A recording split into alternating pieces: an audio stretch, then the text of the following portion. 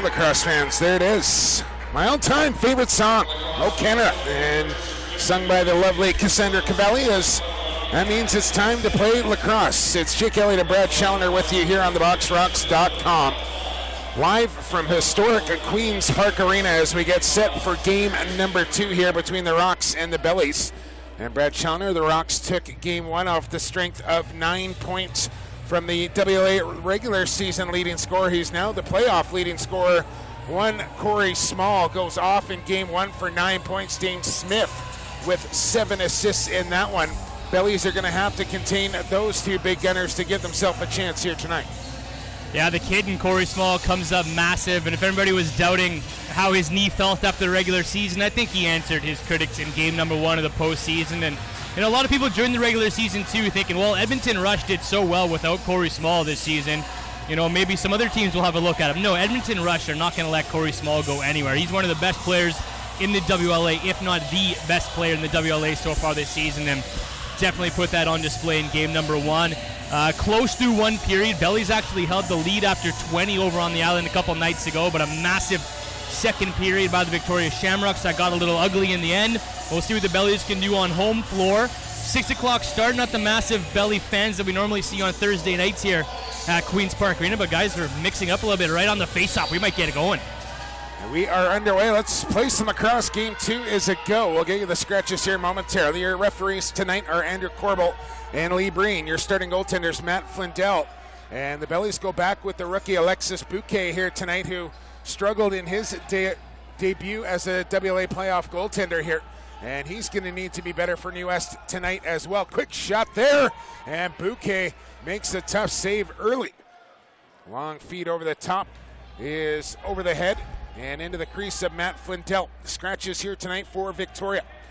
Sean Lundstrom, Justin Goodwin, Luke Gillespie, Tyler Crompton, Cliff Smith, Marty Cummings, and Tyrell Hammer Jackson. So a few Junior A call-ups for the Bellies not in, but Josh Byrne will play here tonight as Ranger laces one in on Bouquet, who got the shoulder on that one, and Wardell has it out of the corner. Hard feed across for Dane Smith, and here goes Corey Small in the cut. Back on comes Ranger with a new 30 to work with here. Smith spins to the goal. Quick release there, and Bouquet tested again early here as scratches for the Shamrocks. Adam Brown, Mike Pyers, Ethan Garland, Georgie Westwood, Brandon Bull, Derek Lowe, and the call-up, Mason Pinn gets the call-up here tonight for Victoria, Junior A call-up. Look out from behind as McBride goes down with a check there from Tyler Burton. Tyler Haas up with him. Here comes Bradley Cree down the middle, feeds to Haas, and that pass off the mark as Bouquet has it in his crease. Brad Challoner. Good pace to the start of the game. Tough to even get a word in edgewise here, but Bubba Westwood draws in his lineup tonight, so the Victoria Shamrocks do put some grit and don't want to let the Salmonbellies take any liberties like they did on Wednesday. Nathan Stewart, another call up here. Here's Logan Schuss inside. He was tripped up and knocked down as now Keegan Ball has a man wide open on the crease. It's McBride and scores. As Flindell wants a crease call, not going to get it. Bellies lead it 1-0. Nice reach around by Jordan McBride. Always money right on the doorstep and just tuck that in far side, reaching across the crease. A tough shot to make with feet planted, but long-handed reach by Jordan McBride makes it 1-0 Bellies. Yeah, I haven't had a chance to go back and watch that game one. Of course, we are working that Burnaby Maple Ridge series on the same night, but by all accounts, Kyle Ross going after Ben McCullough, who did not retaliate in that one. Both picked up major penalties, and I don't think Westwood dressed in that game one. He's in here for game 2, and maybe to deter things of that nature. So the Bellies get on the board here first as Jordan McBride picks up his 5th point of the series, his 4th goal. And will fire in again and scores, this time 5-hole through Flindell, as he takes an extra shot there from Tyler Haas after that one. A hat trick and 6 points in the final game of the regular season, a hat trick on Wednesday, and 2 goals in less than 2 minutes to open game number 2 here of the postseason. Jordan McBride is playing about as good a lacrosse as he can get, fired up after playing with Scotland at the Worlds, and he's come right back to the WLA as the best player for the Bellies. As he will most definitely get a look in the upcoming winter season of the National Lacrosse League with the Vancouver Stout, as well this man, Tyler Burton, who was signed last week. As Ranford comes up with a loose ball off the draw. So a quick start here for New West. They lead it 2-0. And here's Logan Schuss with a shot. As it looks like we have a little video problem here. As camera flicking on and off, we'll try and get that rectified for you. As Bradley's throwing down the headset to go look after that.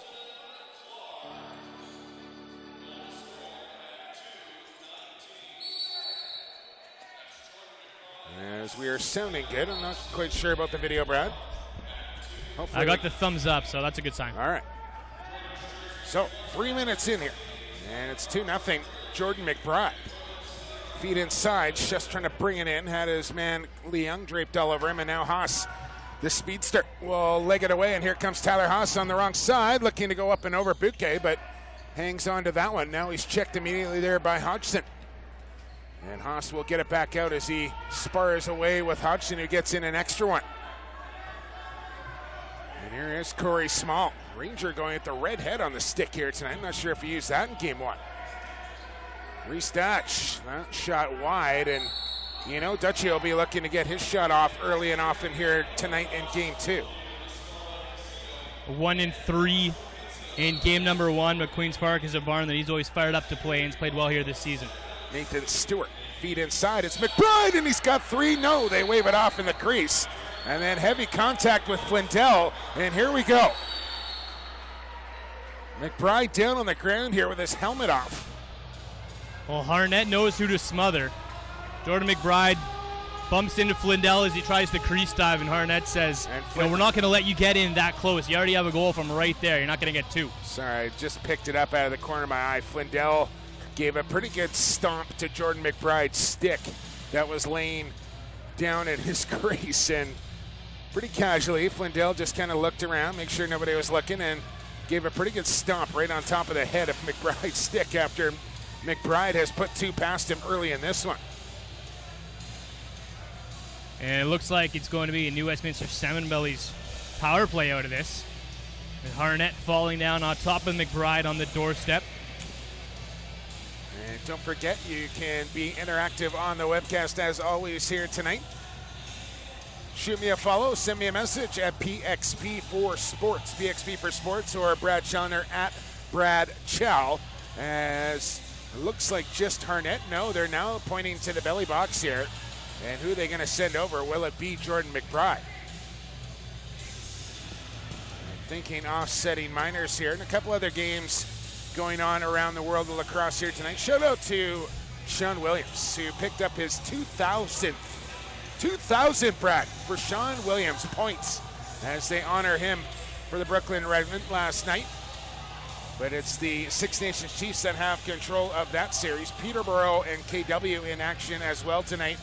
And of course, game two of the Western Final will be played as Coquitlam with a 14-7 victory over the Calgary Mountaineers last night at Coquitlam, as they'll play game two tonight in Coquitlam.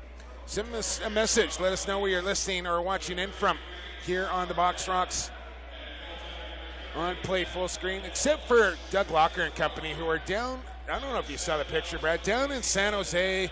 They're doing arena tours. They're on the beach. They say they're planning of the upcoming stealth season. I don't know how much planning is getting done in Northern California near wine country. Planning for a hangover, maybe. As here is Logan Schuss stepping in. Goes down to the crease.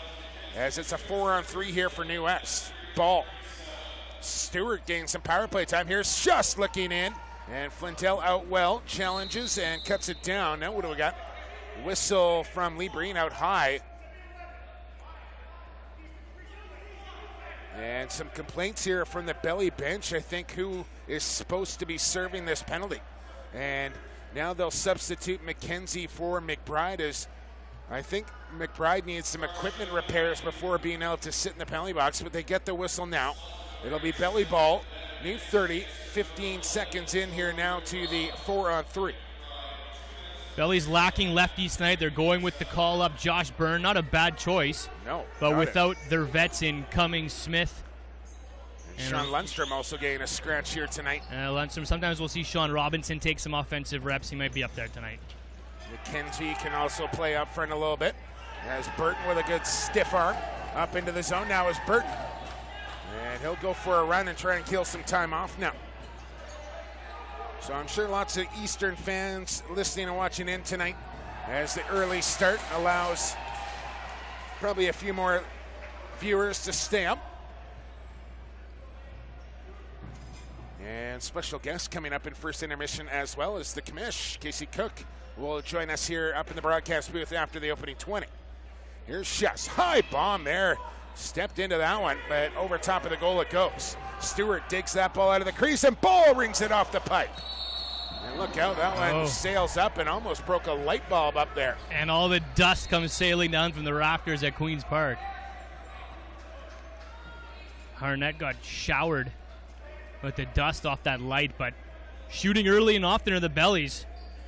2 power play shots, 1 off the crossbar. Logan just misses. Oh, get the ball on target. So it's Shamrock ball, and it's with Dane Smith. He's got it over to the natural, Jesse King. World champion, Jesse King. Got a nice ring to it. As he'll head back to Ohio State after the season is complete. Has told his school he's playing no matter what this season, as he was held out of the Mann Cup by the Buckeyes last year. I think that's going to be the case this season if the Shamrocks advance all the way. Nor should it be. As I'm really not sure why you would try and hold out. Here comes Smith inside. No, they wave it off on a moving pick. Reese Dutch does not like the call whatsoever, held up by a belly or maybe grabbing a piece of sweater himself, but referee Lee Bryan calls it off. I got to believe there's a reason that Smith became as open as he was. So penalty box is empty here. We go back to 5-on-5, and it remains 2-0 New West. And the Bellies have the ball. It's with Keegan ball. As he'll work it down low. Now across the top, tried to feed down to the crease. And McLaren will pick that one off. He's got Haas up the middle. Feeds to Harnett instead. Harnett will hit the trailer McLaren. And that long shot easily handled by Bouquet. Ball bouncing around in front of the goal. And a nice handle there. As the Bellies turn it back the other way. Speed up in. Here's Schuss. And he lost the handle on the crease. And now, Yeager in behind. Everybody couldn't bring that ball in. Bouquet ventures out of his crease to try and break up that play, and does. Yeah, good hustle back by the young goaltender. Gets right back into position, takes the opportunity away from the Shamrocks, who have looked great in transition the last couple minutes. I have no problem with them running those defensive players up the floor and setting it up like they've done. Those guys can bury if they want. Stewart, he'll launch, bounces it, and that one hooked out of the pocket a little bit. Will it stay in play? It will. And McKenzie knocked his man down. Bellies still have it, 5 on the shot clock. And they're going to run out of time in real estate here as Schuss just tries to direct one in on goal.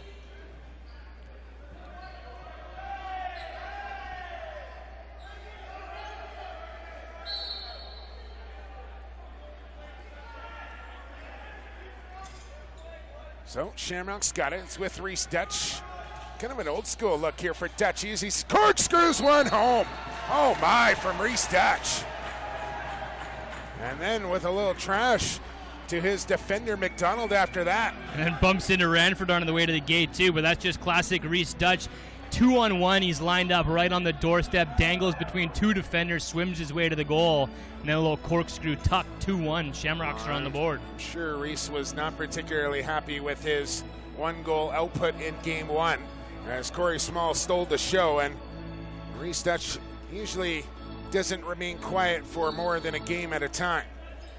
As Burton draws it out, Clark trying to pick it up. And the Bellies will gather here with Ranford.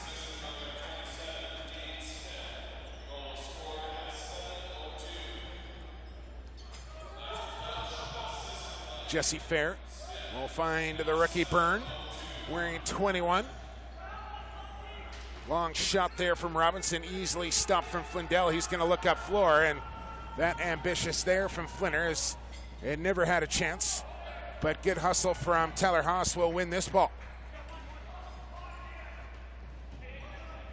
Flindell grabs the loose balls and gets that ball in the air on a pass faster than almost any goaltender in this league. That time Carson Leung just couldn't run underneath it. Here's Small, loads, fires, save from Bouquet. And a loose ball pickup there. by Robinson, who takes a high stick. Shamrocks pressing up the floor here, taking valuable seconds away from this belly shot clock as they finally get it up into the zone, but halfway through it now with 14 to go. Keegan Ball trying to dart around Harnett. Down low he goes. Feed is picked off, and here comes Yeager. Just trying to run him down from behind. Here comes Yeager right in. Crosses over, and Bouquet got enough. Good stop there for Bouquet. Good speed from Yeager. Now, Logan Schuss, not the fastest guy in the league, but always lethal with his stick when back checking. Tried to get a chop off on Yeager, and he's able to bring the stick across the body and still get a shot off. King finds Dutch. Loads, fires, and almost snuck it through the 5-hole. And now Ranger in tight, can't handle. Dutch has it back. Look at the stick skills there from Reese Dutch as he finds a way to get a shot off once again. As he's sporting, I was going to say it, low socks for Reese, black shoes. Black high tops, yeah, it's a different look. I like it. I like it from Dutch. Maybe he got some advice from Lewis Ratcliffe. Still got the patented white tape job, though, on the left leg. You know it. Now Byrne, there's that move from him across the top. Tries to leave Cree behind, can't do it. As now Stewart goes to McBride, kicks one away, does Flindell. And the Bellies get the ball back here as we approach the halfway mark of the opening period. It's 2-1 New West. Shamrocks won the opening game 13-8 in Victoria. There's a night off tomorrow for these two teams before back at it from the Q Center on Sunday. Another save by Flindell, and he looks to fire up again. And this one out of the reach of Haas. And Alexis Bouquet has it in his crease. Flindell too fast getting the ball off the floor. If he just hung on for half a second, he could have got Tyler Haas in stride. Tired defense, it's tough to get up the floor like that. It almost seems like it's instruction from Bobby Hayes tonight to force the issue a little bit. And here comes more transition, as this time it's Dilks right in and hit the post. It stayed out. Oh, if there was replay, 3-on-2 Shamrocks be throwing a flag. Here's Schuss across. That definitely did look close to it. Now Harnett's way up ahead. Harnett takes it out wide. And back on D is Robinson, so Harnett will spin away from that. Plays the pass to Pin. And he'll lob it way out high as Dane Smith taking punishment there from Robinson. Inside it's Smith. Oh, that bounce shot just wide. And Wardle comes up with it again, and now Smith and Jimmy McBride, 8, not Robinson. It's McBride and Smith, and McBride are just going at each other, and the referees are just letting it go. Those two had a good matchup on Wednesday, too. Bad blood spoiling over. Here's Smith again. That shot goes wide again. And all the way down the floor here for Flindell. And he'll just whip it down the floor. Dane Smith is not a guy that's going to get rattled and lose his cool, but Jimmy McBride trying his best to get the big man to bite on something, a slash, a retaliation of any kind.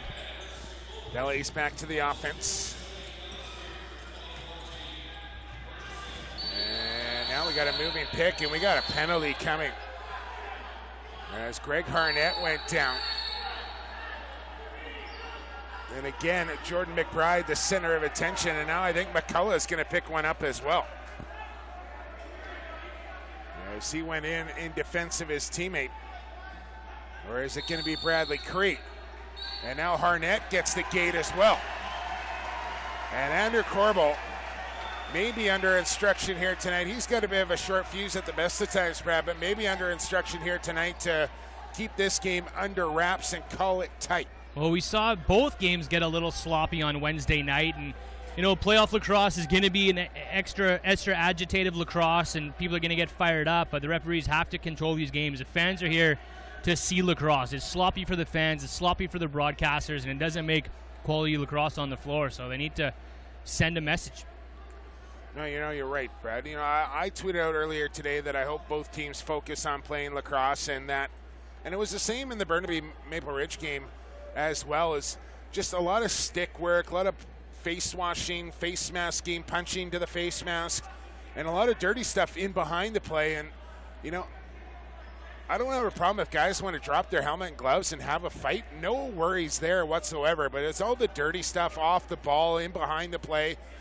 I mean, it's just time to put that stuff behind it in this game. And again, it's a role that I played during my playing days. I don't want to sit back and reminisce about the good old days, but there aren't guys in the league anymore like me that used to play in this league, and there's just really, I think the game has outgrown that kind of thing. It really has. Everyone here is a world-class athlete now, and here to put on a show for the fans with your skill and your athleticism. Let's just see some 5-on-5 quality lacrosse. If you want to burn a guy, do what Reese Dutch does, and dangle between two defenders and make the guys on the back end look like fools for that. You don't need to get a stick up on them. Just burn them towards the goal. That's the best way to play. And the other responsibility lies on the referees to, there's two of them out there to watch for things like that. And, on the first instance that you see it, call it, and it'll deter it for the rest of the game. You start to let things go, and guys are going to push the envelope and see how much they can get away with. Well, McBride gets 5 here. So 2 minutes goes up for Bradley Cree. 5 goes up for McBride. And 10 for John Harnett. And John Harnett will get a 10-minute misconduct. McBride, who was trying to blow out a pick. Appreciate it, Creppy. Outside shot there from Byrne goes wide. Old speed bag listening to Alex Krepinset tonight, Brad, just so you know. Pressure's on. 7:50 here to play first period. It's 2-1 New West.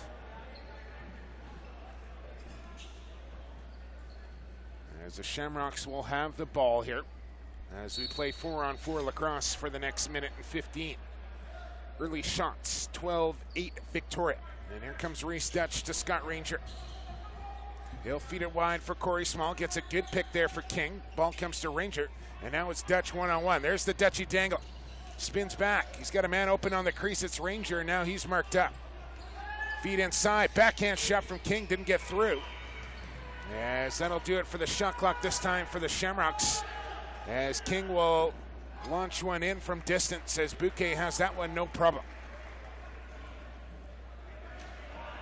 Sure, the Shamrocks don't mind playing 4-on-4 when you have Scott Ranger, Jesse King, Corey Small, and Reese Dutch as your 4-man unit. Not a bad quartet to throw out there. Keegan Ball with a drive low. Dive shot, scores! It's the second time they've tried that on Flindell. Jordan McBride had one similar. That's been the read. Dive across the crease, reach around. They're not coming back far short side like some of the guys do that crease dive. They're going straight across the crease, and the ball and the stick can get to that far top shelf faster than a goaltender can get over. 3-1. Nice underneath move there for Keegan Ball, and Flindell really just couldn't come across all the way with him. So the Billies get a goal 4-on-4 here and back to a 2-goal lead. And it's McKenzie and Burton on the draw, and the Shamrocks win it. Mason Pinn. What can you tell me about Mason Pinn, bro? It's a junior call-up, a 93.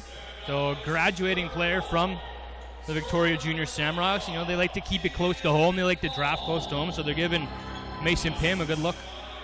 Fairly big kid. Smith. Looks like he's picked up some black and green socks. Here's King. Trying to flip it to Small. And Bouquet will steal that one away. So now, Shamrocks go to the man advantage for the next 2:45. Billies have the ball, though, and are without the services of John Harnett for what's got to be close to the remainder of the period. Colton Clark, also with 4 points in game 1. Schuss with a one-handed pass to Sean Robinson. Stewart to Schuss in traffic. Here goes Stewart to the goal. Double team closes in on Schuss. Nice little lobber right into the pocket of Colton Clark. I talked about this a lot in the regular season if people tune into the Thursday night Hometown Bellies broadcast, but they had the league's best penalty kill all season long.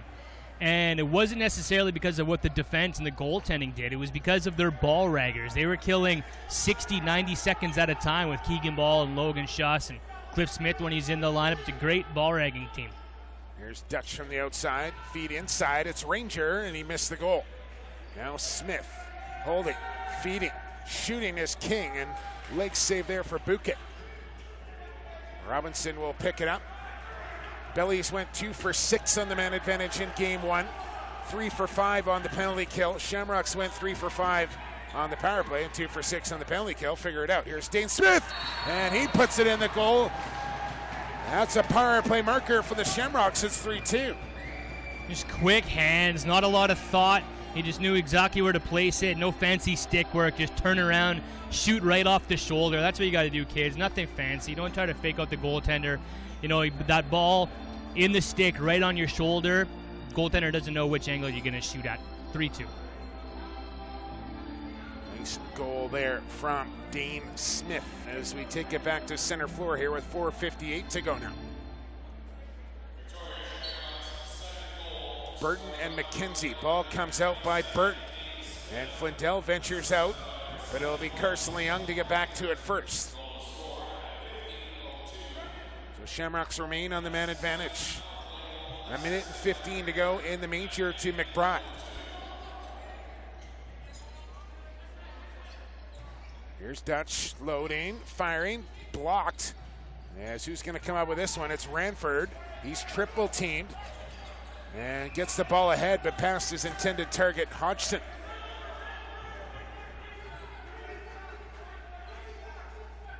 There's King from the shooter. Up top, it's Dutch. Goes to Smith. Can't pull the trigger, feeds in behind a Small, tried to bank it in. And Hodgson has that one. Ranford. He's knocked down. Turnover. Here's King down to the crease. Ranger! Just like that. Shamrocks off the turnover. Another power play goal, and we're tied at 3. And again, another player right on the doorstep with not a lot of stick faking, just keeping that ball on the shoulder, top left. And Ranger ties it at 3.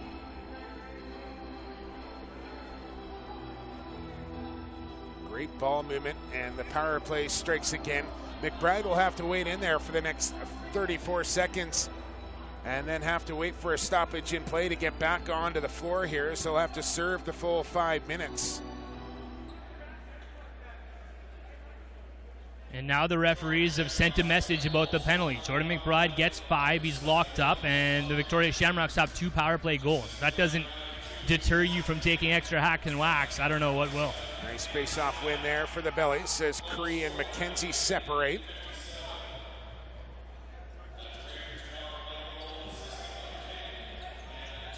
And here comes Keegan Ball against McCullough. Quick move inside. Had Flindell leaning the wrong way, and here goes Carson Leung off the top.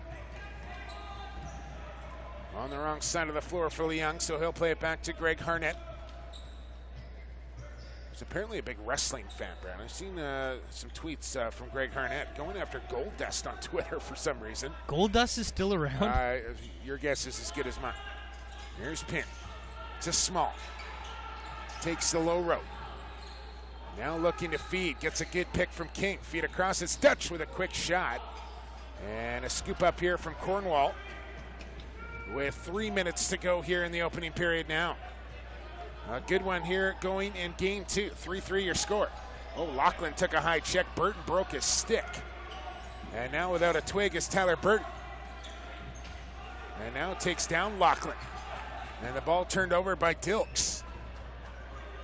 And an odd streak down on the floor there, Brad. Not sure where that came from. Somebody's shoe, maybe. I don't know what that is. How does your shoe even drag a foot and a half? Get out the buffer. Smith will hold, finds Dutch. As they work 3 righties and 2 lefties on this shift, and the ball picked off now. As here comes the captain, Hodgson. Numbers for the Bellies. Hodgson wires one, and a shoulder save there for Flindell out near the top of his crease. Ross with the lateral pass, and Hodgson said, okay, I'll take it. Nice shot by Hodgie. He's not going to be afraid to pull the trigger every now and then. Now a shot from King. And a good stop, maybe the best of the game for Bouquet right there. That kick save controlled his rebound. A confidence boost for the Rook. 17-10 Shamrocks out shooting the Bellies now in this 3-3 score. Josh Byrne. How will he adjust to senior A lacrosse as he's still got another year of junior left? We saw James Ray make a seamless transition for the Thunder. much bigger body frame, though, than Josh Byrne. Stewart fell awkwardly, went for an early change.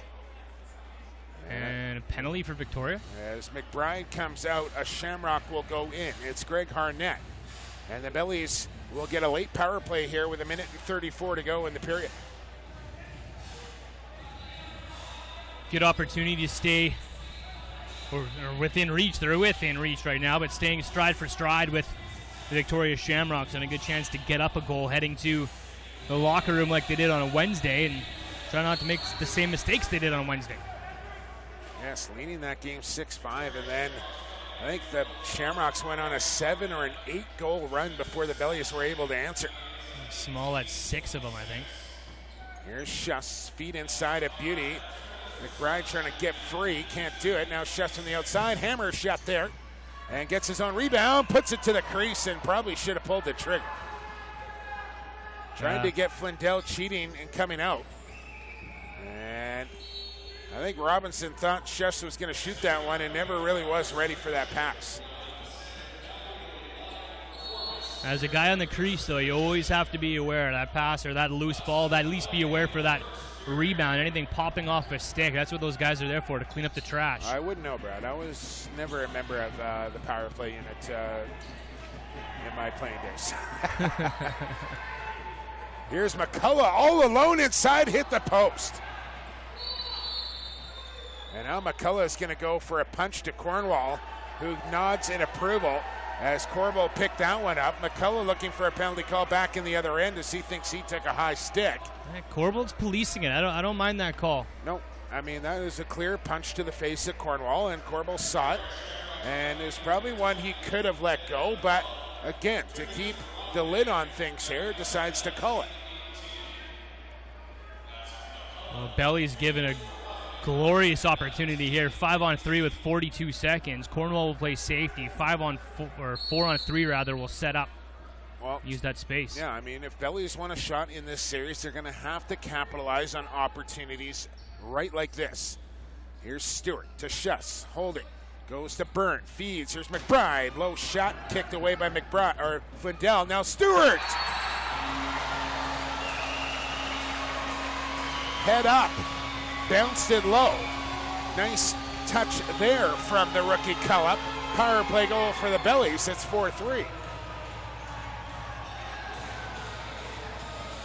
Stick high, head high, Brad. Shoot it low. Yeah, and if you want to stay with this Victoria Shamrocks club, take advantage of those opportunities, but everybody else needs to step up. And that power play unit consisted of 2 Junior A call-ups who don't even think played a game in the regular season, either one of those guys for the Salmonbellies. Byrne got into the last playoff game there. But, that taking the best of their opportunities and striking from all different angles. You got a different goal scorer on the board, but good job by head coach Goodwin to show confidence in those young rookies who just came off a phenomenal season and saying, hey, your season's not over, let's go. Bellies come up with possession off the ensuing faceoff and call timeout with about 18 seconds to go in the period. And they won't need to pull the goaltender here as they already have the man advantage. Well, they can drop one more set play.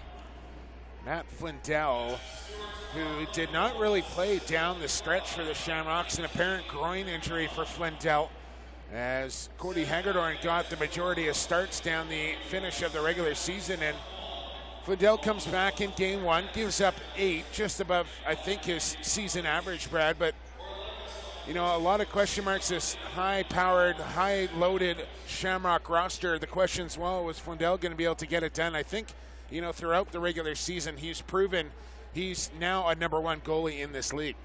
But another step to be taken in the postseason. That's where, the real reputation comes from. You look around the league, you see a guy like Tyler Richards or Brody McDonald and the top class of the WLA, or, your top 2 or 3 goaltenders. They've all had playoff success. So there's one more hurdle, I think, that Flindell has to jump to get put in that conversation. Great point. You're absolutely right.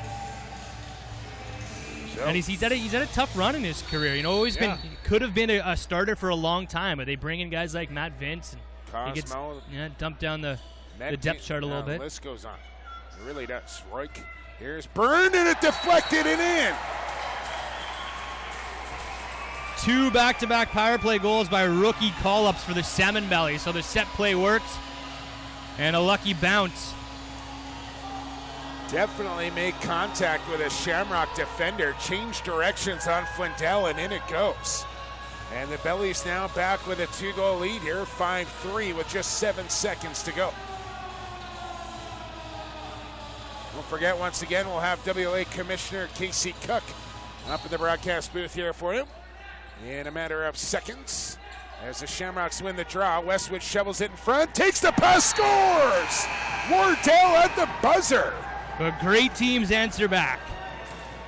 And Chris Wardell, the transition, we mentioned from the start of this game that it looks like the transition players in green have the green light, so to speak, and they've been shooting every time, and Wardell converts 5-4 to end the frame. My, oh my.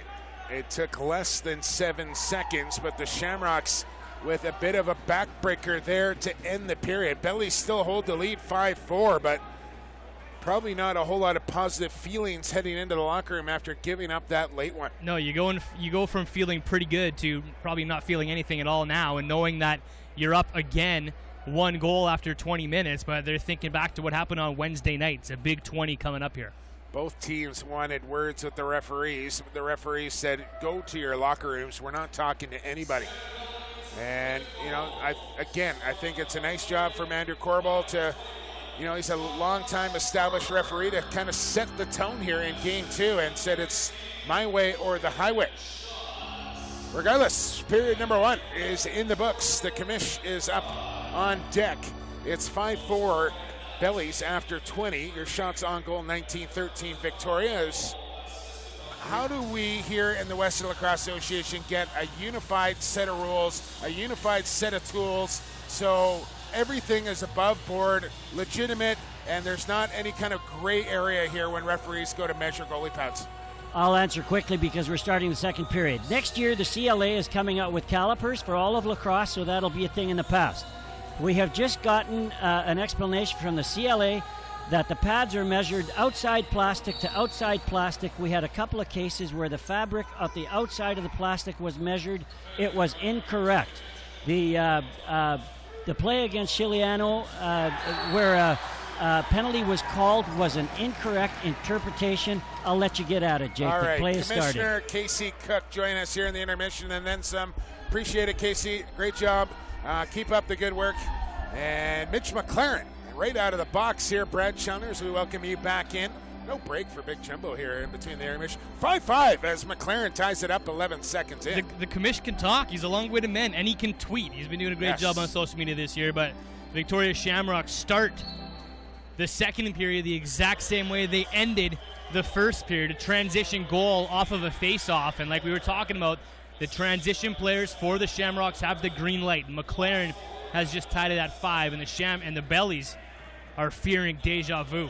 And for anyone, hopefully I got most of the points covered there in our talk with Casey Cook about what's been happening in the league, in particular in Game 1 in both these series, and how the referee's been going, goalie pad measurements, how suspensions work. If there's anything else that you would like myself, or even if you want to ask the commissioner on your own, he is very active on Twitter, as Brad said, and you can follow him at WLA Commish, at WLA Commish. Or you can find me at PXP for Sports, and we'll try and get any more questions you may have to Commissioner Casey Cook as Dean Smith comes in and just puts one wide. Yeah, it'll be a long playoff. We're going to have Casey on again at some point. We'll have lots of other special guests from the first round into the WLA finals in a week or two, whenever that gets underway. And a final out of Peterborough tonight. Peterborough Lakers beat KW Kodiaks 9-7. They lead that series 3-1. And Game 5 goes Monday in Peterborough. So looking like a Peterborough Six Nations final in the MSL. We know the Six Nations Arrows are awaiting the winner of Coquitlam and Calgary to see who they will face in the Minto Cup. And Game 2 goes tonight, and luckily we got an early start on this one so we can catch the tail end of that one. Doubleheader. Might even just cruise by the old Palace on the way home, Brad. Check out the final period or so of that one. Feed inside from Shus to Byrne, rolls into the crease of Flindell. Look out as a big hit there. Swarm on swarm as Schuss got into Haas. You don't see Logan Schuss throw the body around very often, but caught Haas looking the other way. When your head is a couple inches above everybody else's, it's easy to sneak underneath and catch a blindside. Good hard lacrosse right there as Bradley Cree goes to Corey Small. And here is the kitten, goes across. Here's Dutch, long overhand shot, save from Bouquet.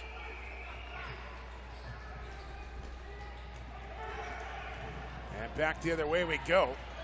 Put it on a rope. Lachlan not able to corral that pass though from Ranford as the Bellies try to spark a little transition of their own.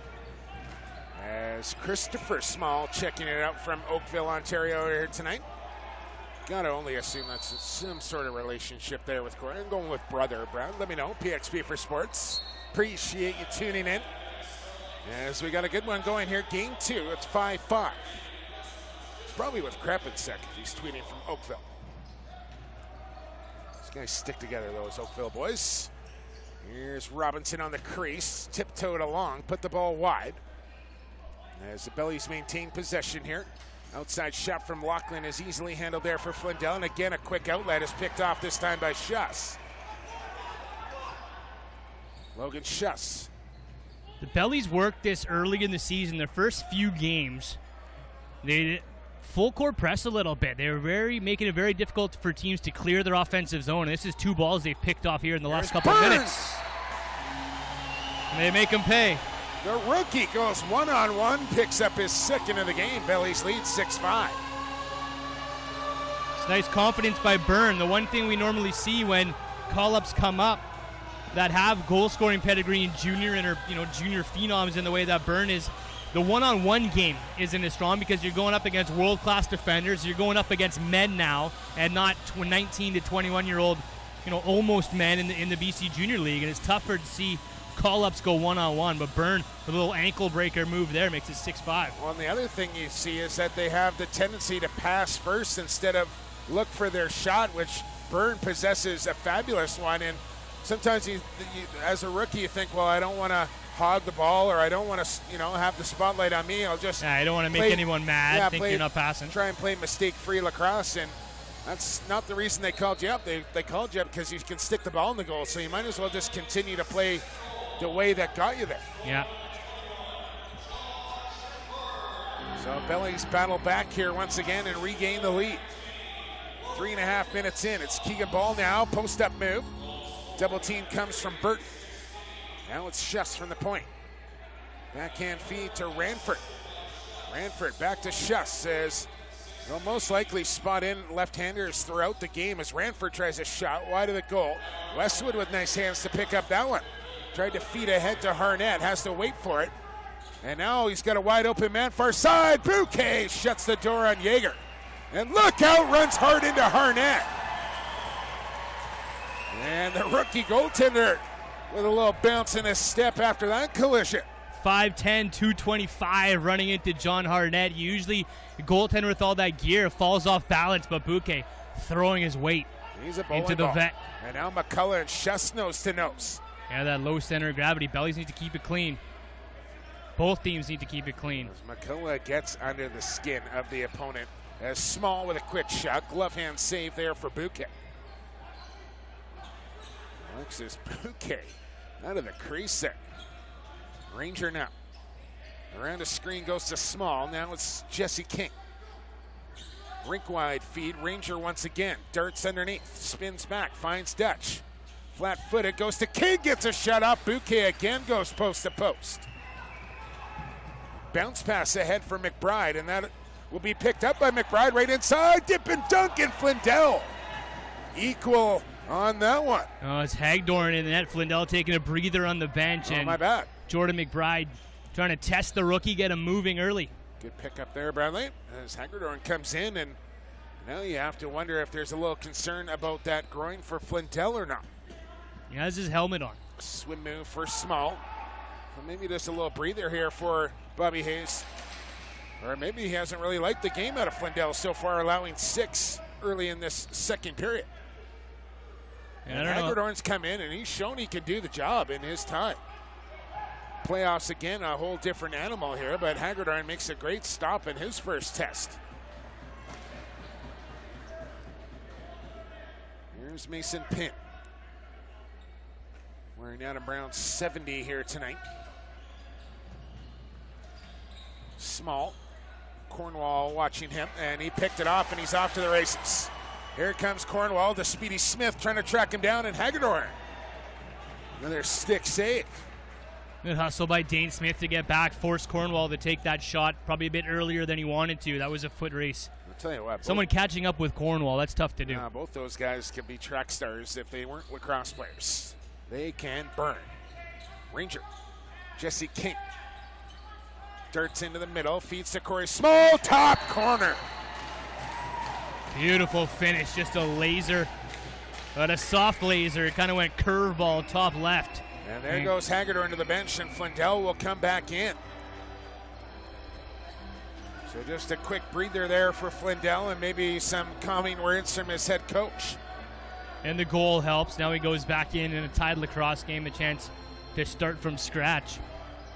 I find this interesting. No disrespect there to Bubba, but on the loose ball team, on the face-off team is Bubba Westwood. I think he's out there for safety precautions. Burton with a clean face-off win. Around 1 man. And he'll pull this ball back out. 13-20 to go second period. 27-20 your shots on goal. And we're deadlocked at 6. Shamrocks won the opening game 13-8. Small looking for more, and off the toe of Bouquet and Watt. Back the other way. Here's Colton Clark on a breakaway right in. Clark, save from Flindell.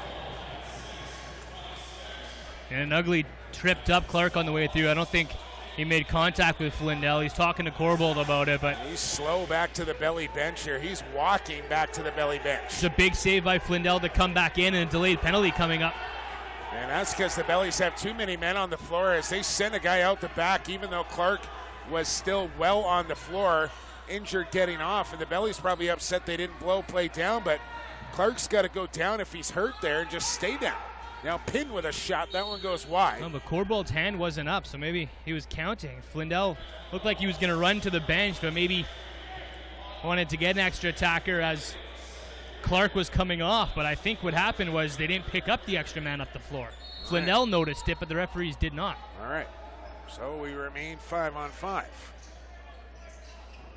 There's no Cliff Smith here tonight. As that shot from Byrne is stopped for Flindell, who's still down on a knee here, and McLaren wastes one in. And I don't know. I don't know if Flindell is quite right. Still unsure of that. He's back to his feet now. Oh, look out, Harnett. Looked like he threw the butt end right there. As this game starting to get nasty once again. Yikes. You just don't want to see stuff like that. Schuss tried to feed a ball to McBride. It bounces to him. Back it goes to Schuss in the corner now with Harnett right on him. Schuss shakes off that check. Here's Schuss to the front of the goal, and Cree just says no. Yeah, good job by Bradley Cree. Logan Schuss tiptoeing towards the crease. Thought, okay, if I just take a couple steps in, I'm going to wait for Cree to come over, but he didn't expect Cree to be hitting so hard. He's a monster. Shamrocks have the ball back here. And it's in the stick of Leung. Around a screen, Leung tuck and go on Robinson. No circle back. Up comes a pick from Dutch as it comes across near side. Corey Small. Small loads, fires, and Bouquet down, makes the save. Ball down in between his legs. 9 minutes in now.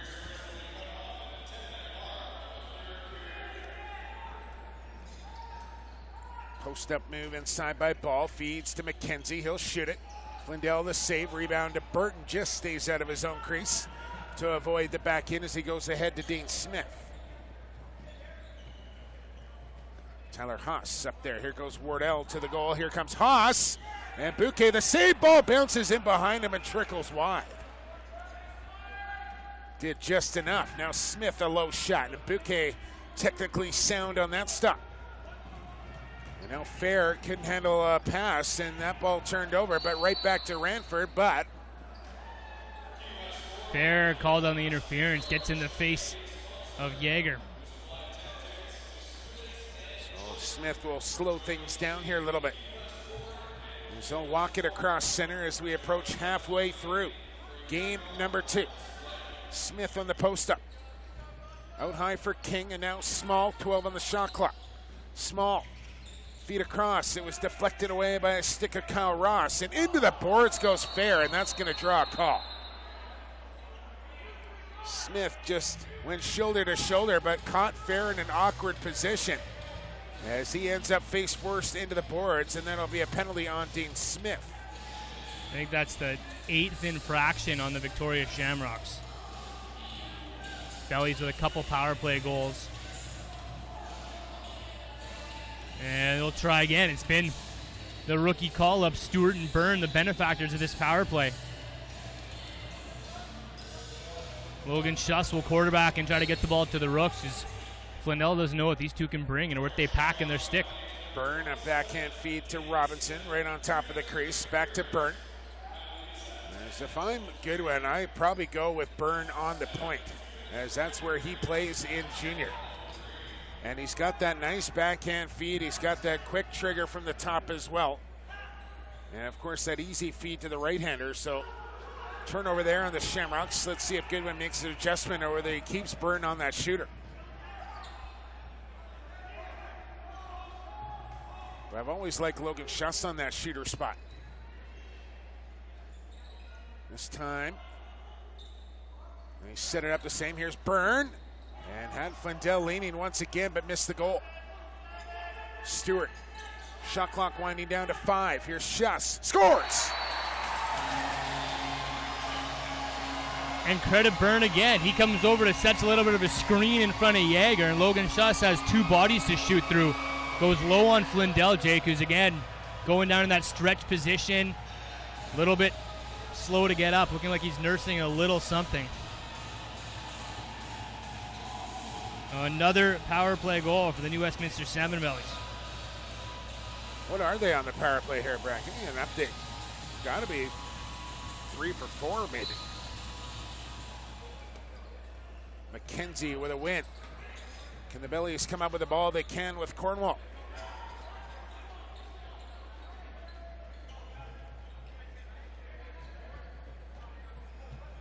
Up top, Brad. I think it should give you the numbers up top. Duck under move, right in. And stopped in the doorstep was Keegan Ball. Just under the score there, Brad.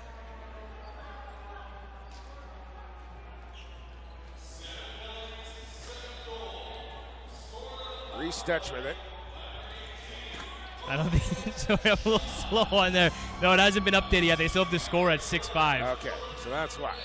But it's they have 3. They've scored 3 on the power play, I'm pretty sure.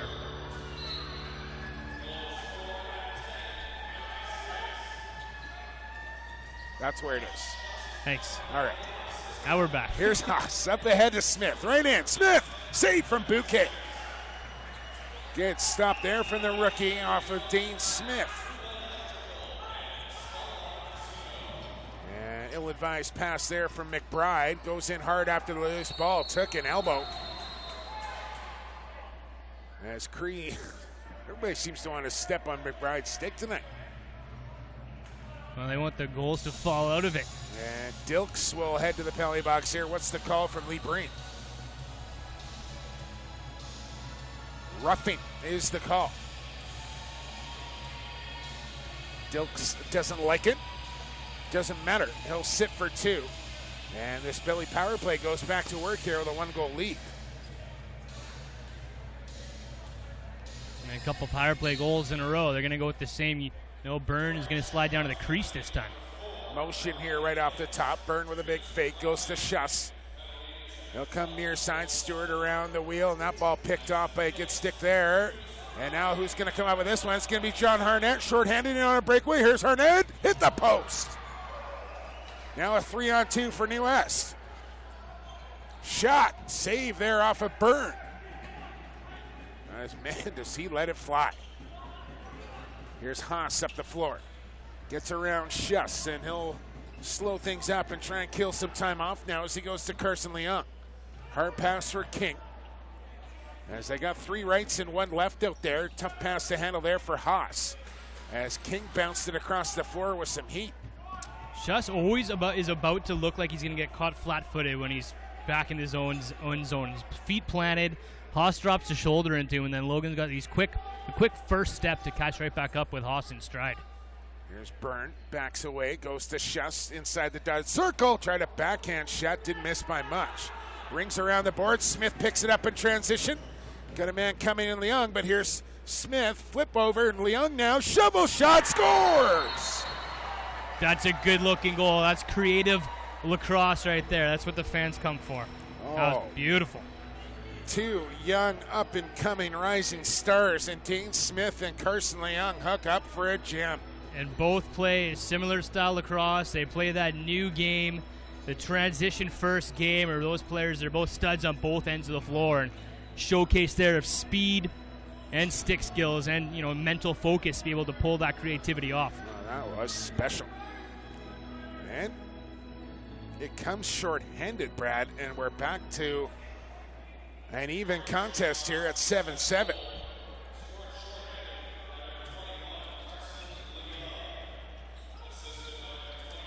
Give me some face-off numbers while you're at it there, Brad, if you don't mind. It almost seems like it's been a dead heat in that battle tonight. Belly's still in the man advantage. Byrne has it in his stick. Takes a chop there from Leung. Yeah, 50-50. Burton's 1-6. McKenzie's 1-6. There you go. Hang on. First time for everything. Now Stewart. McBride shoots. Leg on it for Flindell. Now Schuss backhand feed. Here's Byrne. Fakes, shoots. Flindell with another stop. Loose ball will bounce off the front of the Belly bench and right to Logan Schuss. Out of the box comes Dilks as we go under 6 minutes to play. Move inside. Here's Byrne. Shoots and scores. Hat-trick goal for the rookie. And the big silly from the floor. Josh Burns fired up. Gives his team back the lead. Well, if there was any question whether Josh Byrne was ready for the next level, Brad, I think that one has been answered in short fashion. The kid can play. And Colton Clark just picking him up across the floor, heading to the Belly locker room. It's pretty cool to get a glimpse of Josh Byrne right now. He's a year away from this league full time and probably 10, 15 pounds away from bulking up to man girth too, Yeah, he's going to be a scary ball player. So he'll be off to Hofstra University this upcoming fall. So he'll transfer out of JUCO. Because that did not take long for a Div 1 school to pick up on the talents of Josh Byrne. Reese Dutch with it now. New 30. Here comes Dutch on the drive. And that one just got deterred there from a stick from Goodwin. Close call there for the Dutch and the Shamrocks, I should say. But it's the Bellies with a 1-goal lead. Now Dutch takes a swing at his man as Goodwin knocks him down. And Dutch looks to the official for a call, nothing coming. Westwood's waiting for Midski in front of the bench because it was Midski who dropped Dutch. We got action in front of the bench. Westwood jumps Midski. He's on top of him here. And nothing going to come of this as the referees are into it now. Midski dropped Reese Dutch, and that's what Bubba Westwood took exception to. That's why Bubba Westwood is in this game. He's doing his job, but he's done for the night. And I don't even know, Reed Mitski will be penalized, but I didn't see the arm go up at first. No, I don't think there is a penalty on the original call on Mitski. And I think that's what the Shamrocks in Westwood was upset about. Mitski will head to the penalty box, and Westwood will head to the locker room.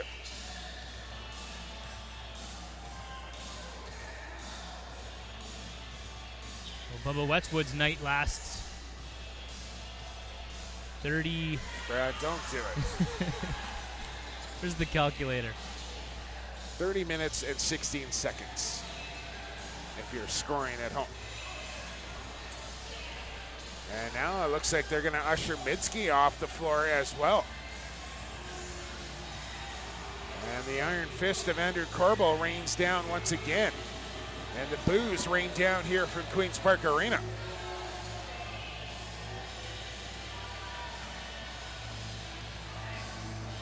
All the minor national tournaments taking place. Good to see all the youngsters in the crowd tonight. A lot of medals around necks. Saw a team from New Brunswick waiting in the hot dog line earlier. That was pretty neat. Let's see if I can get a Team BC Pee Wee score. So I know they played Alberta for a right to go back to the gold medal game against Ontario. See if we can get you a score out of there. I need a couple players to serve penalties on either side. And yes, indeed, a win for Team BC. So they will play Team Ontario on Saturday at 11:45. As that game will be at Queen's Park Arena right here. And Team BC Pee Wee's at the game here tonight as well. So 4-on-4 as Westwood and Midski both get 2 in a game. Or does Midski's still in it? It's just 2 in a game. That's McBride over there. Midski was tossed. Excuse me. So Midski and Westwood both get 2 in a game. And penalties for both teams as we'll play 4-on-4. As Schuss trying to get through a double team. Absolutely cracked to the ground there. He's had a good matchup against Harnett tonight. Here's Leon. That one goes wide. And Harnett's been tasked with the Logan Schuss assignment. Held him to 1 goal so far, and it was a power play marker.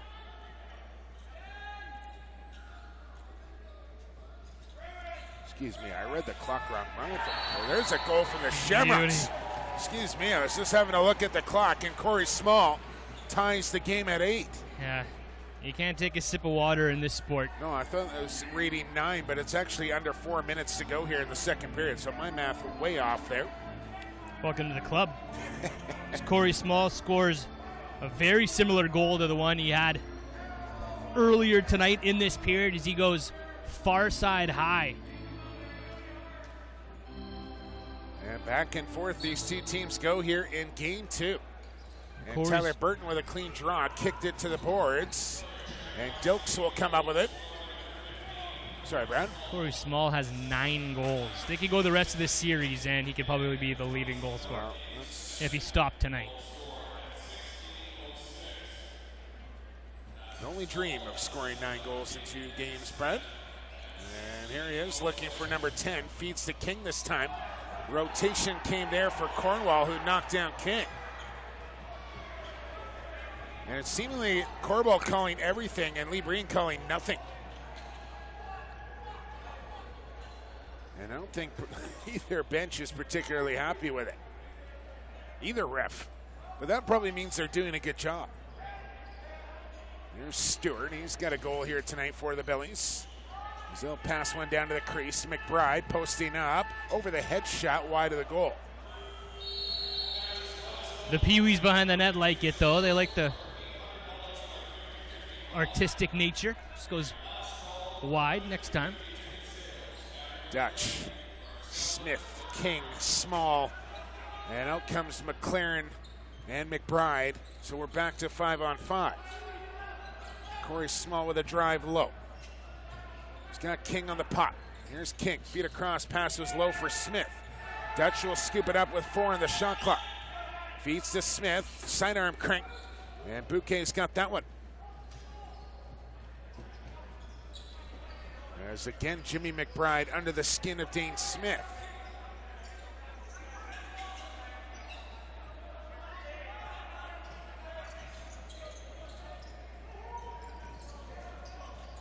Ball left side. Look at the moves from Byrne as he left his defender in the dust once again, but put the ball wide. He's playing with supreme confidence right now. He's upset his team's not playing in the Western Championship tonight against the Calgary Mountaineers, but he's going to give his hometown Belly squad a good chance tonight. Smith looking inside. Bouquet got enough to keep that one out.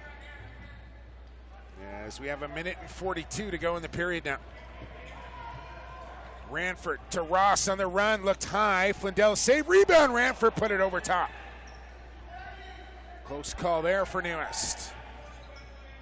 There's Keegan Ball with it now. Ranford will get in a change. On comes McKenzie along with Jordan McBride. It's Sean Robinson inside. And Flindell a shoulder on that one and holds the ball. Now gets it out to Tyler Haas. Tyler Burton up with him.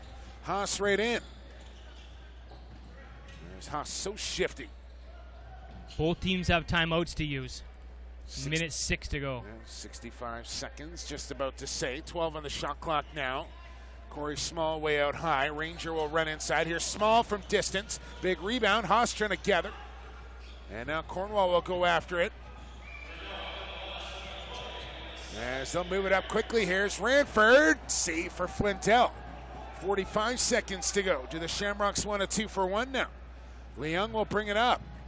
And I think he's going to hang on to this one. Yeah, shot and then fight for that reset. This is going to be a mad loose ball. Check that as Dutch whistles one in, but not soon enough, as the Bellies will have the ball now. 29 seconds. I believe they called timeout in the first period, so I don't think they're going to waste one here in the second. But they will call Bouquet to the bench to go 6-on-5. Yeah, they know their play. Bouquet swallows up that rebound at exactly 29 seconds. Give the Bellies a full clock here. So here we go, 10 seconds. Ball will bring it ahead down to 8. McBride with 7, feeds it across Robinson. 5 seconds now, Schuss. Inside is Ball, and Flindell at the buzzer will stop that one with 1 second to go. And time will expire as McCullough tried it from full court. Take a breath, Brad Challoner. Woo. 2 are in the books here from Queen's Park Arena, and it's a good one. 8-8 is your score after 40 minutes of play. 41-34, your shots on goal in favor of the Shamrocks. You can find Brad Challoner at Brad Chell, myself at PXP4 Sports. PXP, the number 4 Sports. We're going to take a 10-minute, well-deserved break, I might say here, Brad. 10 minutes to go before period 3. We're back right here on theboxrocks.com, brought to you by Play Full Screen in exactly 10 minutes' time. Stick around.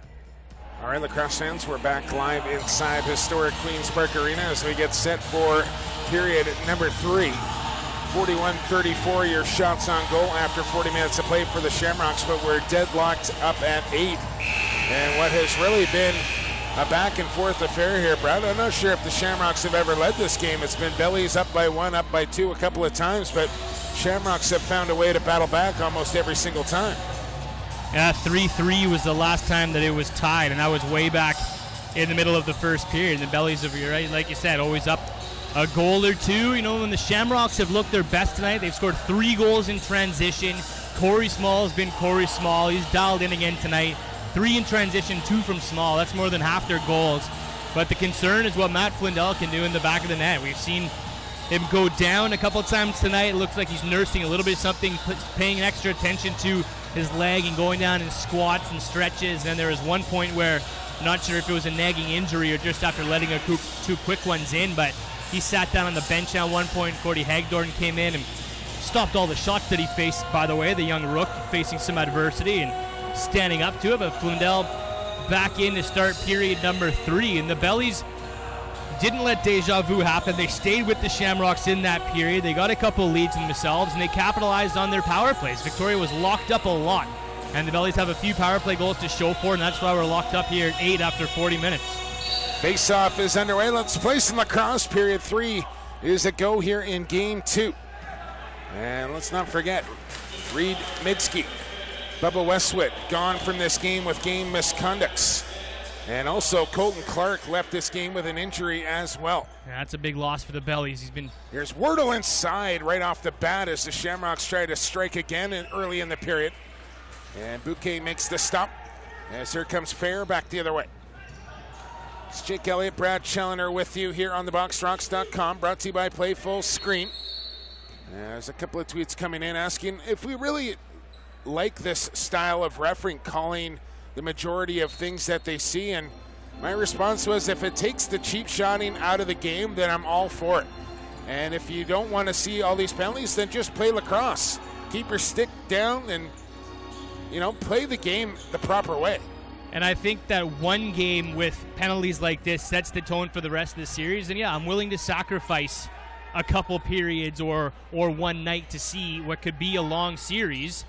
have better lacrosse because of a night like this. Yeah, don't get me wrong. I mean, I want to see 5-on-5. I want to see end-to-end action just like everybody else, but I'd rather see players not get hurt and not try and dirty each other instead. I mean, just stick to the game here, fellas.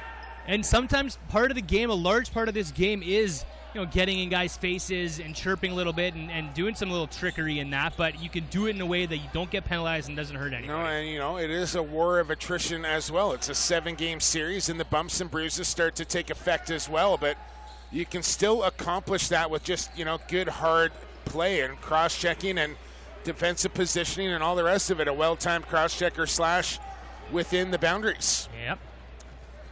I think that is our soapbox for the evening, Bradley. Here's Nathan Stewart.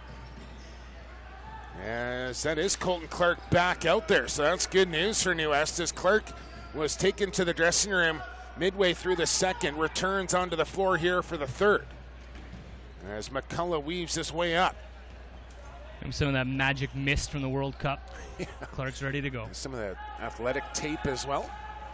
Here's King with a shot. Bouquet looked behind him. Ball's in front. Now it's outside his crease as he comes down with the hammer. Missed everybody except the wooden floor. Nathan Stewart on the run. Through the middle goes Lachlan. It's just with a sidearm shot, and he beats Flindell down low. Bellies go back in front, 9-8. And again, Flindell slow to get off, walking outside of his crease, taking a look to the bench. Logan Schutz gets his second of the night. I didn't get to see if Harnett was lined up against him, but every time Logan Schutz has been on the floor, John Harnett has been with inches of his gloves.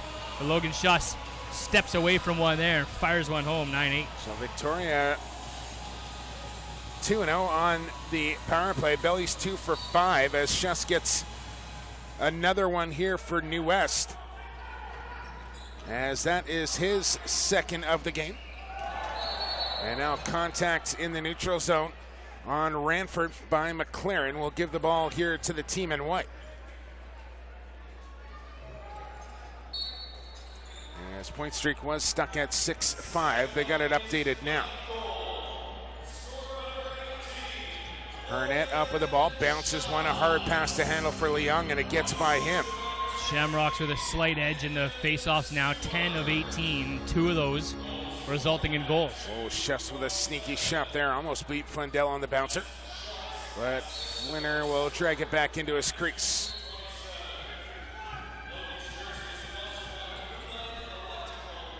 Just across 3 minutes in as Corey Small has it out high.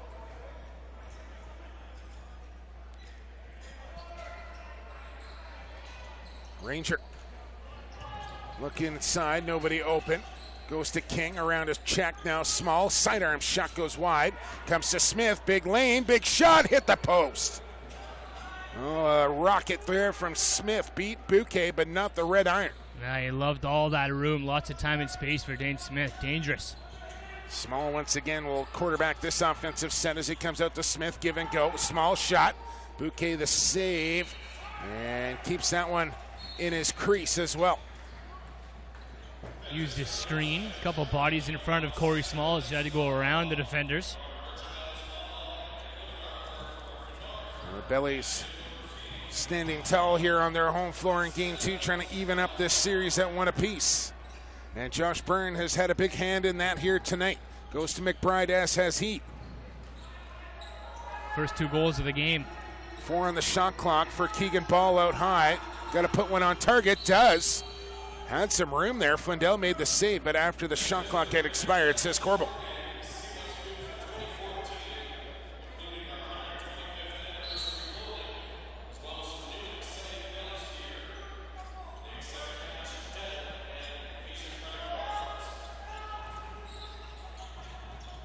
Dutch holding.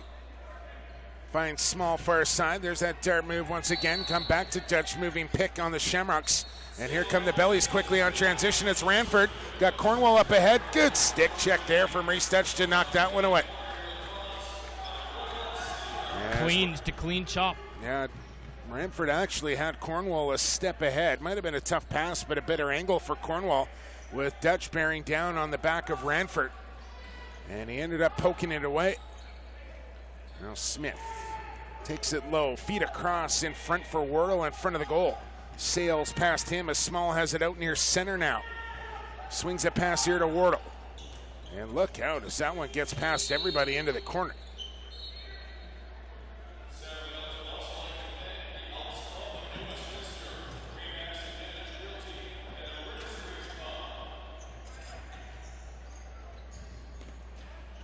Schuss off the half wall, trying to swim on Harnett. Still Schuss holding on. Goes across, and Lachlan just took his eye off of that one as McLaren comes up, shakes off a check. He's got Robinson back. So McLaren will hang on.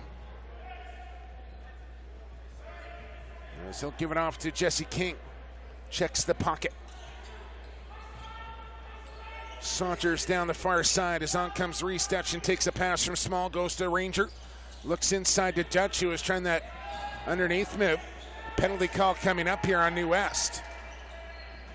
And this ball will end up in the crease of Bouquet as the penalty call to come here. As again, McBride getting attention from a couple of Shamrocks. Yeah, McBride's had a really coming out party since he came back from the World Championships too. You know, that's a big confidence boost, playing on a national stage, a 6th place finish for Scotland, which is fantastic for those guys. But he was a star down there, Jimmy McBride, not just Jordan, but Jimmy as well. And that's who I'm talking about. He's come back up here with confidence. We've seen him on the offense. We saw him on the power play late in the regular season, and doing damage tonight, getting under people's skin. And he cut that flow off as well, Brad. Maybe that's what set him free. He could cut the extra weight. As Ranger with some words for Corbel after that penalty, and I think the words were about Jimmy McBride, and just to kind of keep an eye on number 8. Here's Dutch from the point, steps into the middle, goes to Smith, looking back to Dutch, fakes. Now he's got King. Here's Dutch, backhand flipper. It's Smith. Smith backs away, goes to Dutch, fakes, loads, fires, bounced it wide. And Smith has it off the boards here, down to 8 on the shot clock. Up top for Dutch one more time. Now Small, fakes, shoots, and Bouquet, good angle, makes that save. 13.5 minutes here to play in game 2, and the Bellies lead it by 1, 9-8.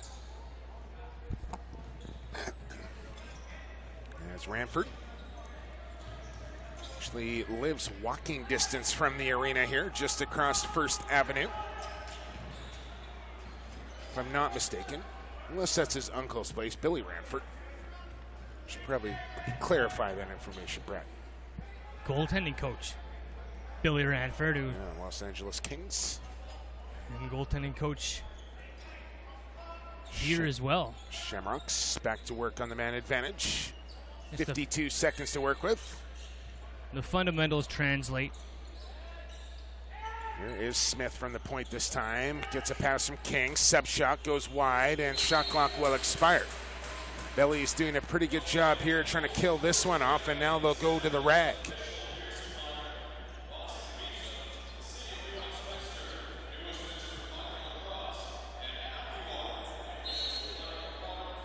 Keegan Ball will take it at Tyler Haas and run it down the far wall. All the way into the corner, and behind the goal goes Keegan Ball. Into the middle goes Schuss as Shamrocks just can't set up that double team on the speedy Keegan Ball. And almost Bounce draws feed a into the middle. Oh, burn!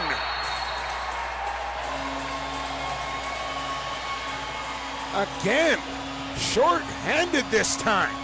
A power play goal, a shorthanded goal, an offensive snipe. 4 goals on the night for the rookie call-up, Josh Byrne, the junior Salmonbelly. My goodness. What a night. He's doing what Jesse King did in Victoria a year ago today. Yeah, it's bang on, Brad. Once again, we're on fire tonight, buddy. Huge game here for Byrne tonight.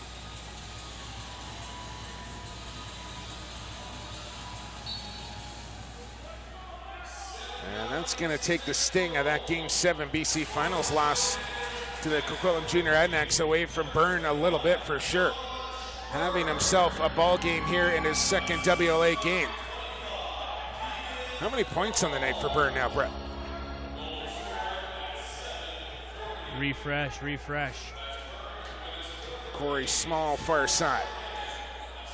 Passes to Reese Dutch. She'll step in and wire a bounce shot, and that one just skipped over and out of play. And they're going to say off of belly and out. It'll be Shamrock ball. Just the 4 goals by Byrne. Just the 4 goals. Yes. That's it. 47 shots on target for the Shamrocks. They've got 8. 38 for the Bellies. They got 10. And Reese Dutch, number 10, with it now. Drives low on Cornwall. Just stays out of the crease. Corey Small. Save from Bouquet, and Cornwall up with it. As he'll run to space and says, slow it down here, boys. We got a 2-goal lead. And 11:20 to go here in this third period as they try again once to tie this series up at 1. Sean Robinson, one of the longest members of this Belly team now. Hard to believe. Harnett up with a loose ball. He's got Smith up ahead of the play. Here's Dane Smith right in. Bouquet makes the stop. And a clutch one at that for the rookie goaltender. Now a chance back the other way. It's Colton Clark up with Jimmy McBride. Here's Clark, scores! Flindell can't believe it. But Colton Clark uses a screen of Jaeger. Looks like he wants to just fire one top shelf, but ends up bouncing a low skipper across the hardwood. Yeah. 3-goal lead. And you can thank Bouquet for starting all that as he stoned Dane Smith on the breakaway, and that turn transition back the other way. It was a 2-on-1. Both right-handers. As here comes Cody Hagedorn back into the Shamrock net here as Flindell pulled once again.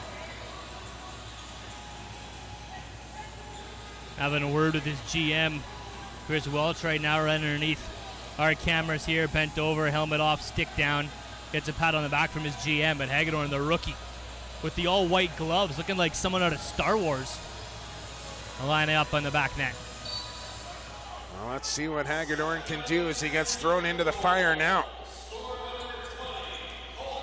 And a big loose ball up for grabs, heads over towards the penalty box. Ranford had it momentarily. And now Cree bats it back, gets a little interference there from McKenzie, and he'll pick up a minor interference call. It'll be Shamrock possession. McKenzie from Stony Plain, Alberta. Here's Chris Wardle. Feed down to the crease. Ranger pivots, spins, shoots. Oh, what a stop from Bouquet. The rookies come to play tonight as he stones Ranger on the crease this time, and one of the best finishers in the game in tight end. Ranger denied by Bouquet.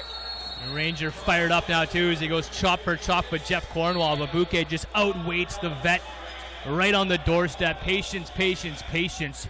Throws up the big shoulder and a confidence-boosting save. And I think Ranger probably a little frustrated here tonight now. After a couple of key stops from Alexis Bouquet, the 2-time Minto Cup winning goaltender from the Whitby Warriors. And a big signing here for the Bellies, paying off so far here in game 2. Another stop on Dilks as Jaeger, another save. No, it's in. No one there for the loose ball in white. And Matt Jaeger left all alone, picks that one up, and another transition goal by the Shamrocks as their boys on the back end, keeping them in this game. That's the 4th goal on the run for Victoria.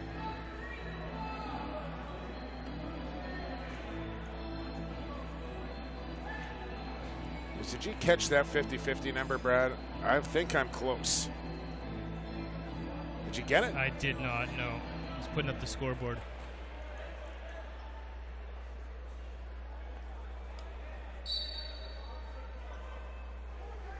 Face off back to center. I'm trying to that is Ken Downey going to announce it one more time. I want just another for you. read of that. I heard, well, you know, I don't know. Bellies win the ensuing draw.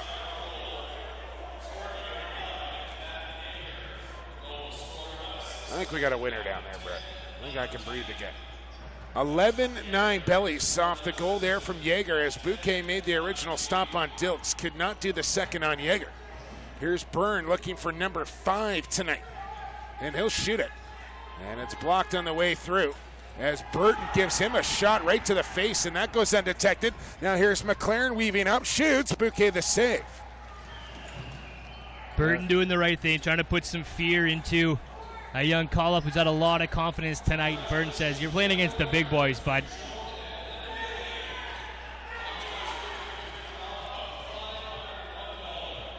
Now there's a winner, $501. The crowd got progressively bigger tonight. There are a lot of people were questioning the 6 o'clock start, which is still, Casey Cook had good reason, but the crowd has gotten better. A lot of people stuck after work or stuck in traffic, but with all the young Pee Wee and Bantam players in here tonight, it's looking all right. Carson Leung, usually sure-handed, dropped one there.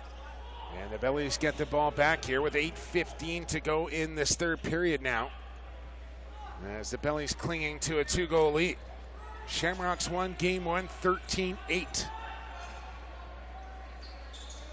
And Nathan Stewart will play it back to Keegan Ball, and here's Josh Byrne. Now Logan Schuss shoots and tried to whip one short side. Hagedorn didn't need to make the stop on that one. And Bouquet misplayed a ball in the corner. And now I think Bouquet is going to pick up a penalty, as he chopped down his man in behind the goal. Was it Yeager down there?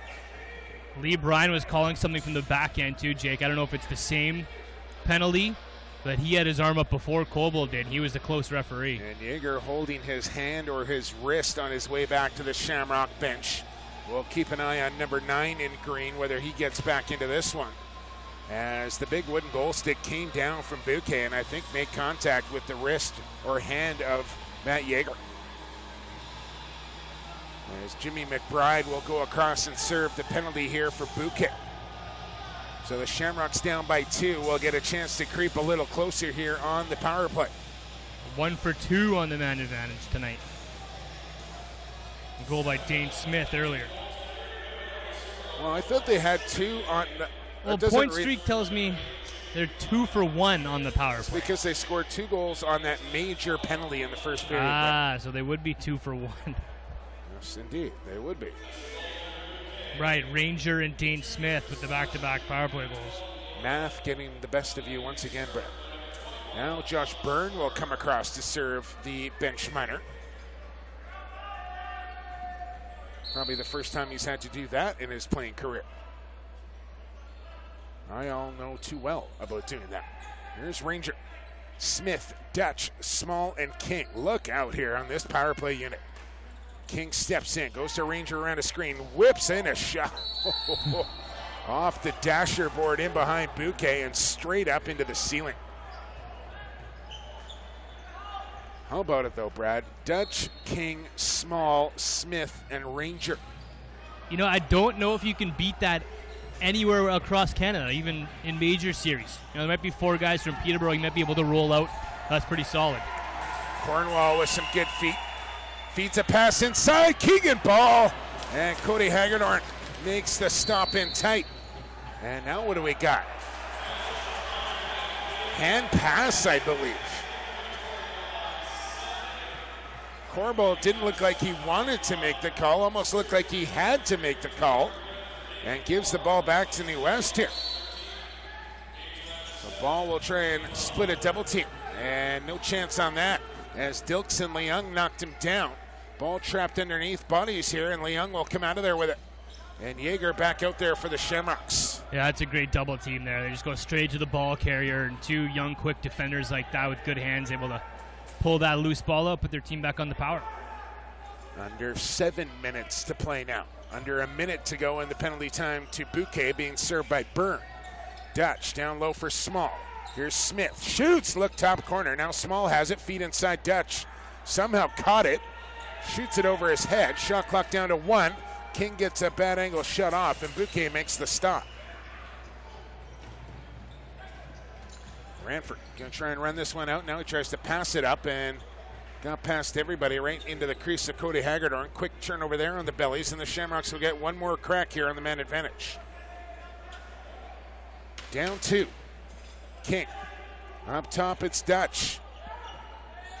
Corey Small on that far crease goes to King as they work it around the outside. Now King, back to Dutch. Here's Smith, looking for Ranger on the crease, and took his eye off it as he was thinking about what he wanted to do before he caught that one. Yeah, rolling to the net. Turnover here, though. Here comes Smith. Small shoots, save Bouquet. Rebound, Ranger took one up high. And he is down, still down as Dutch comes in. Kick save there from Bouquet. Ranger still slow to get to his feet here. Now Dutch with a shot. Another stop from Bouquet as the ball goes to the far boards, and Small will win that one. Shamrocks pelting away here on Bouquet and the Bellies, but it's still 11-9. Now King with a spin move. Had that one poked away. McDonald out for a shift on D. He's seen limited minutes here tonight. Smith, save, rebound, another one off a Ranger. The big fish, they call him, playing big-time goal right now for New West. Got the captain's number tonight, not giving Scott Ranger an inch. Small will try and change that. Here he is, right in, looked low, and Bouquet made the stop, and Small was called in the crease, and a confident-looking Alexis Bouquet look right now. Look at that strut, shaking his head right now. He's feeling it. Well, you win 2 Minto Cups, you're going to have a little confidence regardless. But playing much better here this evening than he did in Game 1. And that was one of the keys right off the top, as they were going to need their rookie goaltender to play the way he is capable of playing. Oh, it's a good show of confidence from the coaching staff and Steve Goodwin, the head coach of the Bellies, giving Bouquet the call. You have Neil Tyak, who's more than capable of a start. Here's Haas, and he looks short side. I think that one cut a piece of the post. 4:20 here to go now. Haas will make a change. Small will get it set up. As on comes Smith. Dutch. And Mason Pinn out there for a shift as well. Here's Small around a screen. Sub shot. Stick save from Alexis Bouquet. Cornwall comes over. Great slide to take Small out of the play as they're peppering Bouquet right now. 62 shots on net for the Shamrocks. They are firing them from every angle, and Bouquet has been the man here tonight. He's allowed 9, but it could be a lot worse. 62 shots. Turnover there on the Bellies. Harnett up with it. He'll cross over here with Leung. The trailer is Greg Harnett. John Harnett with a bit of an ill-advised shot there, but the Shamrocks will get away with it as they get the ball back.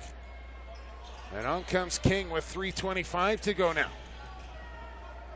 It's Leung inside as Ranger couldn't bring that one in. And again, Ranger is he's frustrated, and that's usually one that Ranger brings in with no issue at all. He's trying though. It might just take a couple of shots. If you don't have the confidence, you don't go inside like that. But he's still going to the net hard and grabbing those loose balls, just not able to pull the trigger. Ranger is going to give you everything he's got every time he steps on the floor. There's no doubt about that. Former WLA MVP.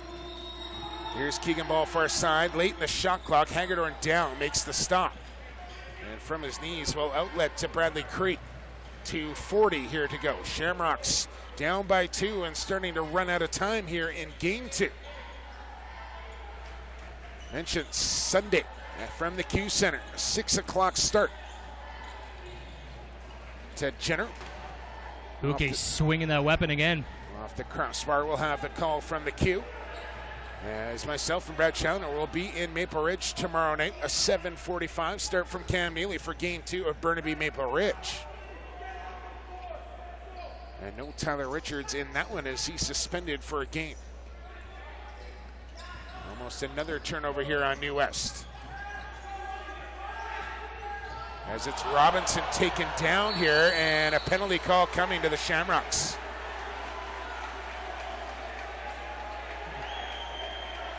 Harnett has not liked Corbold tonight. This will be his 12th penalty minute. As he goes fish, and he basically dips the net. I think we're way down. We're not getting play-by-play, just ambient noise. We're getting a call coming in here, Brad. So I think our main mix is down a little. We're maxed out on the levels here. I don't think we can go any higher than this. If you got any other issues, send me a tweet at PXP for Sports. Just getting a text coming in saying he's got no play-by-play. All right, apparently we're back. All right. Thank you for that. Odd. Yes. But thanks for letting us know. 1:55 to go as Harnett picks up a late penalty here for the Shamrocks. And the Bellies with a power play now with under 2 minutes to go and a 2-goal lead. could be the dagger in the coffin there for the Shamrocks. Yeah, there'll be no rush on this power play whatsoever. Just work the perimeter, get a shot, try to get that reset. So Josh Byrne to quarterback this one as they give the rookies some more floor time here late in game 2, and why not with 4 goals on the evening, including a power play and a shorthanded goal. Just make it another. Hat trick for Logan. No looker, low bounce. And the first shot to beat Hagedorn. It's a 3-goal belly lead. And I don't want to start the controversy quite yet, but you just mentioned first goal that Hagedorn's allowed. Do you go with Cody Hagedorn in game 3, or do you go back with Flindell? Well, it depends on the health. They think that Flindell's nursing something. I don't think you risk it. I think this is a team they're pretty confident they can win the series again, so let's not speculate. But if Flindell's hurt, Hagedorn look good down the stretch. Why wouldn't you? Well, we know it's going to be Danny Lewis for the Burnaby Lakers tomorrow night. And, I think that's part of the reason the Lakers went out and got Tyler Richards, is to have a strong tandem in net. Not saying that they projected that, they were going to get a goaltender suspended in the playoffs, but you just never know when you're going to need both your guys. As Corey Small wires one home. Don't go away yet. Shooting like one of the best players in Canada right now. That's from the same spot. His 3rd goal.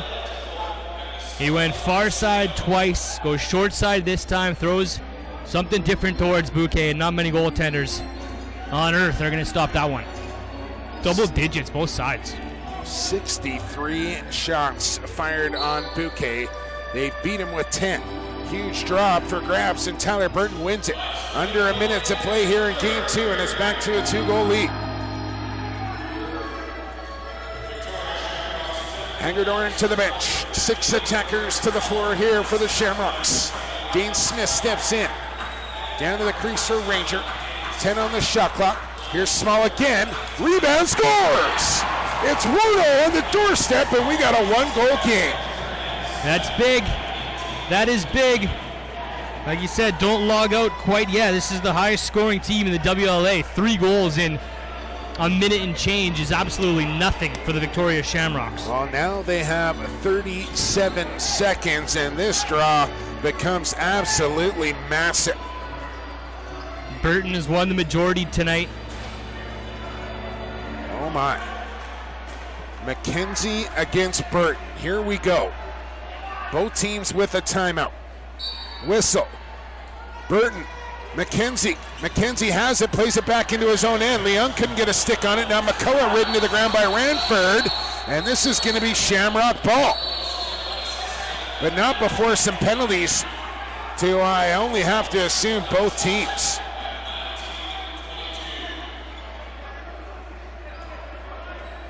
Who's getting dragged? I mean, what's going on? Just watch. I mean, Pinn is down there.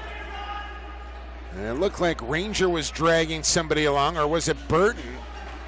Is it Kyle Ross at the bottom of the pile? Guess who? Of course it is.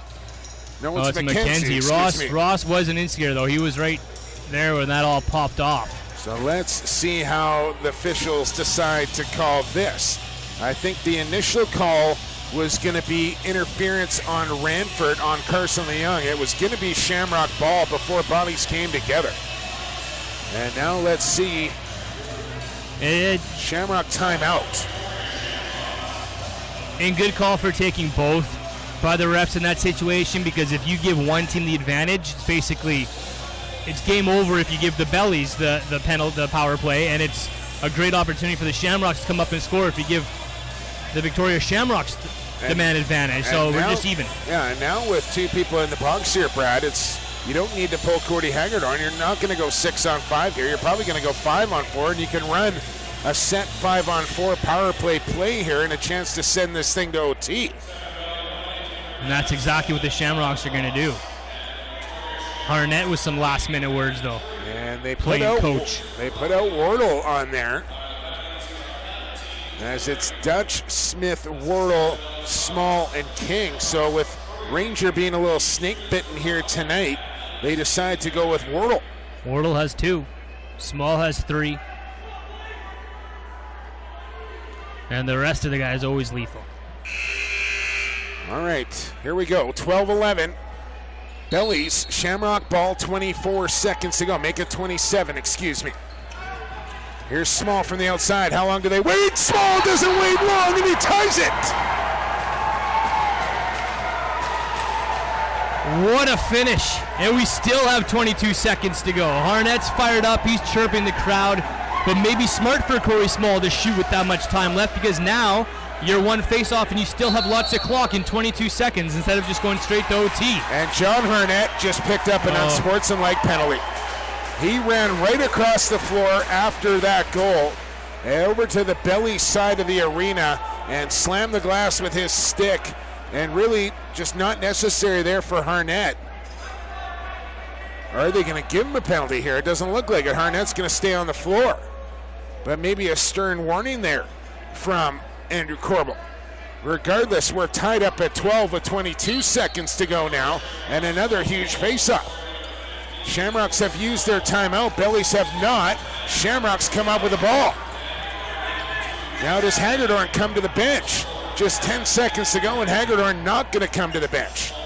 Oh, man, if the Bellies let this one slip away, look out. Here's Smith looking low, and he scores! Dean Smith with 2 seconds left puts the Shamrocks in front.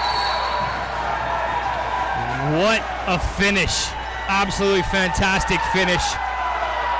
And the Shamrocks are related, down by 3 with about a minute and 10. Bouquet can't believe it. The Bellies can't believe it. But, you know, that's what a championship team is made of, and the Victoria Shamrocks look untouchable right now. Oh, and Harnett got sent off the floor by Corbell there, but it's not going to matter. Just 2 seconds left, and somehow, some way, the Shamrocks have managed. Brad, give me the scoring summary in the last 45 seconds here. Refresh. Unbelievable here from the Shamrocks. And a bit of a meltdown by the Bellies. You do not get a finish like that in very many sports. Timeout, Bellies. Absolutely incredible. 2 seconds left. Just chuck a long bomb off the draw, but that's about it. Run down the scoring summary here for me. I want to see those times. It was bang, bang, bang. And Shamrocks lead it. It was a 3-goal Belly lead at 18:33 of the third period. Corey Small scores 25 seconds later. Chris Wardle scores 24 seconds after that, making it 12-11. Corey Small scores 15 seconds later, makes it 12-12. And then Dane Smith, it's not even on the screen yet because these are happening so fast. Dane Smith scores, that's got to be about 20 seconds in between there too. So you have 4 goals in a minute and 2 seconds. Unbelievable. Lewis Ratcliffe almost did that on his own, by the way. Minute and 21, I believe. But that's unreal. Shamrocks with 4 goals in less than a minute and a half. And have a minute and 2 seconds. Yeah, and they have the lead here. And the Shamrocks took a penalty. Harnett takes an unsportsmanlike penalty, I believe. McLaren will go across to serve it. So the Bellies actually have an extra man and possession here with 2 seconds to go. Is it possible? Could it happen? Let's find out. It's a 5-on-4 as Ross and Cree were already in the box. Now Harnett being served by McLaren, so it's a 5-on-4 here for the Bellies. Here's the shot of Logan Schuss's life right here. Check it, 5-on-3. 5-on-3 here for New West. 3.2. And 2.3. Here's Schuss from the outside, whips one in. Oh, Hagedorn going the wrong way, and it goes wide. Shamrocks hang on, as the Bellies just let one slip right through their fingers, and they'll be thinking about that one all the way until Sunday at 6 p.m. You can bet on that, as they had it, Brad Schauner, up 3 with a buck and a half to go in this one. And Corey Small. This is why we're sitting here broadcasting this sport. This is why people are tuning in to watch this. This is why the players are playing. That is lacrosse at its absolute finest. You cannot find better lacrosse than that. This is one of the only games in the world where a team that's down by 3 with 1 minute and 2 seconds left can come back and score 4 goals like the Victoria Shamrocks did. I can't believe what I just saw. But this